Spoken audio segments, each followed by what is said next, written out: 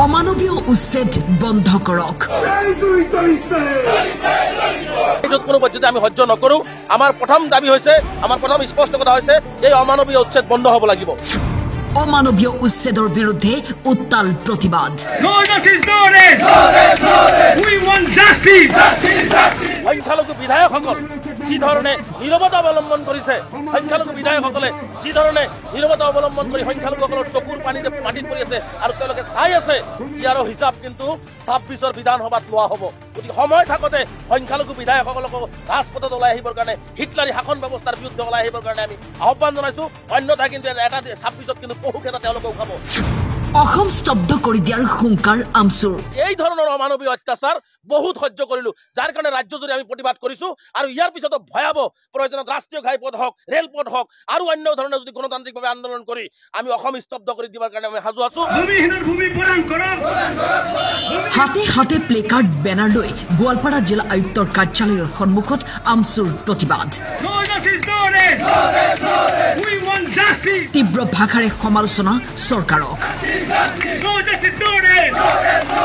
আক্ৰমণমূলক নীতি লৈ পেলাই কেৱল ধৰ্মীয় সংখ্যালঘু হোৱাৰ বাবে তেওঁলোকক চব টাৰ্গেট কৰি সংখ্যালঘুসকলক দিন ৰাতি একাকাৰ কৰি ঘৰৰ পৰা উলিয়াই দিয়াৰ যি ব্যৱস্থা, যি প্ৰৱণতা, যি হিটলাৰী শাসন, এই শাসন ব্যৱস্থাক আমি তীব্ৰভাৱে নিন্দা কৰিছো, গৰিহণা দিছো। আমি বাৰে বাৰে মুখ্যমন্ত্ৰী ডাঙৰীয়াক আহ্বান জনাইছো, আলাপ আলোচনাৰ জৰিয়তে সমস্যাৰ সমাধান কৰক। গতিকে এইটোত কোনো পদ্ধতি আমি সহ্য নকৰো। আমাৰ প্ৰথম দাবী হৈছে, আমাৰ প্ৰথম স্পষ্ট কথা হৈছে, এই অমানৱীয় উচ্ছেদ বন্ধ হ'ব লাগিব। আৰু যি উচ্ছেদ কৰিলে সেই উচ্ছেদিত পৰিয়ালসকলক পুনৰ সংস্থাপন আৰু ক্ষতিপূৰণৰ ব্যৱস্থা হ'ব লাগিব। হাঁচি বিলত অমানৱীয় উচ্ছেদ বন্ধ কৰক, উচ্ছেদিতসকলক পুনৰ সংস্থাপন কৰক আদি শ্লোগান সদৌ অসম সংখ্যালঘু ছাত্ৰ ইউনিয়নৰ। আজি সেই শিশুসকল কি অপৰাধ কৰিছে? আজি নিজৰ সপোনৰ ঘৰখনক তেওঁলোকে ভাঙি দিছে। আজি সেই বৃদ্ধা পিতৃ মাতৃসকলে কি অপৰাধ কৰিছে? আজি শিক্ষাৰ অধিকাৰৰ পৰা তেওঁলোকে বঞ্চিত হ'ল। আজি তেওঁলোক ঘৰৰ অধিকাৰৰ পৰা বঞ্চিত হ'ল, তেওঁলোক খোৱাৰ অধিকাৰৰ পৰা বঞ্চিত হ'ল, সকলো ধৰণৰ অধিকাৰৰ পৰা তেওঁলোকক বঞ্চিত কৰা হৈছে। গতিকে এইটো কোনো পদ্ধতিতে মানৱীয় কাণ্ড কৰা নাই। আচলতে হৃদয়হীন এখন চৰকাৰ, এইখন এটা হৃদয়হীন চৰকাৰ। এই চৰকাৰখনৰ হৃদয় নাই। এজন বৃদ্ধা মানুহৰ চকুৰ পানী মাটিত পৰিছে, এটপাল চকুৰ পানীৰ কিন্তু হিচাপ নেদেখা জনে ল'ব। উচ্ছেদ যদি কৰিবলগীয়া আছে, সেই অঞ্চলৰ ৰাইজৰ লগত আলাপ আলোচনা কৰি সেই মানুহখিনিক সংস্থাপনৰ ব্যৱস্থা কৰি চৰকাৰে মাতি লওক। চৰকাৰৰ সাহস নহয়, আদৱানীক হাজাৰ হাজাৰ বিঘা মাটি আনি দি আছে। আজি বনিয়া গোষ্ঠী, পুঁজিপতি গোষ্ঠীক হাজাৰ হাজাৰ বিঘা অসমত মাটি দখল কৰি আছে, তেওঁলোকৰ গাত হাত দিবলৈ সাহস নাই। মুছলমান বিৰোধী নীতি পৰিহাৰ কৰি ৰাজধৰ্ম পালন কৰিবলৈ আমচুৰ দাবী।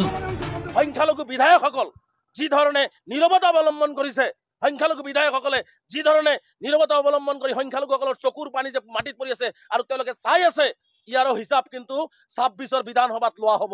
গতিকে সময় থাকোঁতে সংখ্যালঘু বিধায়কসকলক ৰাজপথত ওলাই আহিবৰ কাৰণে, হিটলাৰী শাসন ব্যৱস্থাৰ বিৰুদ্ধে ওলাই আহিবৰ কাৰণে আমি আহ্বান জনাইছো। অন্যথা কিন্তু এটা 26ত কিন্তু পহুক এটা তেওঁলোকে উঠাব। চৰকাৰৰ প্ৰতি আমাৰ দাবী যে তেওঁলোকক চৰকাৰে পুনৰ সংস্থাপনৰ ব্যৱস্থা কৰিব লাগিব। পুনৰ সংস্থাপন চৰকাৰে কেনেকৈ কৰিব, ক'ত কৰিব, চৰকাৰে পলিচি লৈ মানুহখিনিৰ লগত আলাপ আলোচনা কৰি এই জিলাখনৰে বিভিন্ন ঠাইত তেওঁলোকক সংস্থাপন কৰাৰ ব্যৱস্থা গ্ৰহণ কৰিব লাগে। যিহেতু উচ্ছেদ কৰি দিলে, গতিকে সেই মানুহখিনিক স্কুল আছে, তেওঁলোকৰ কলেজ আছে, তেওঁলোকৰ মছজিদ আছে, মাদ্ৰাছা আছে, এই সকলো ব্যৱস্থা তেওঁলোকে কৰিব লাগিব। আজি খোৱাৰ পৰা তেওঁলোকে বঞ্চিত হৈছে। আজি এটপাল পানী নাই। আজি ইমান নিৰ্দয় গোৱালপাৰা জিলা প্ৰশাসন যে উচ্ছেদৰ সময়ত এবটল পানী তেওঁলোকক দিবলৈ দিয়া হোৱা নাই। এনেকুৱা মানৱতা হ'ব পাৰে নেকি? এটা গণতান্ত্ৰিক দেশ এখনত মানুহক এনেকুৱা ধৰণৰ অন্যায় কৰা হয় নেকি? মানুহক এনেকুৱা ধৰণৰ অত্যাচাৰ কৰে নেকি? আজি তেওঁলোকক খোৱা খাদ্য সোমাবলৈ দিয়া হোৱা নাছিলে, আজি এটপাল পানী দিয়া নাছিলে। গতিকে এই ধৰণৰ অমানৱীয় অত্যাচাৰ বহুত সহ্য কৰিলো, যাৰ কাৰণে ৰাজ্যজুৰি আমি প্ৰতিবাদ কৰিছো। আৰু ইয়াৰ পিছতো ভয়াৱহ প্ৰয়োজনত ৰাষ্ট্ৰীয় ঘাইপথ হওক, ৰেলপথ হওক আৰু অন্য ধৰণৰ যদি গণতান্ত্ৰিকভাৱে আন্দোলন কৰি আমি অসম স্তব্ধ কৰি দিবৰ কাৰণে আমি সাজু আছো।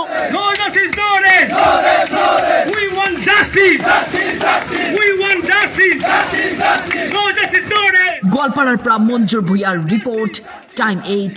ভূমিহীনৰ ভূমি প্ৰদান কৰক, ভূমিহীনৰ ভূমি প্ৰদান কৰক, ভূমিহীনৰ ভূমি প্ৰদান কৰক, উচ্ছেদ ভূমি সংস্থাপন কৰক, উচ্ছেদ ভূমি সংস্থাপন কৰক।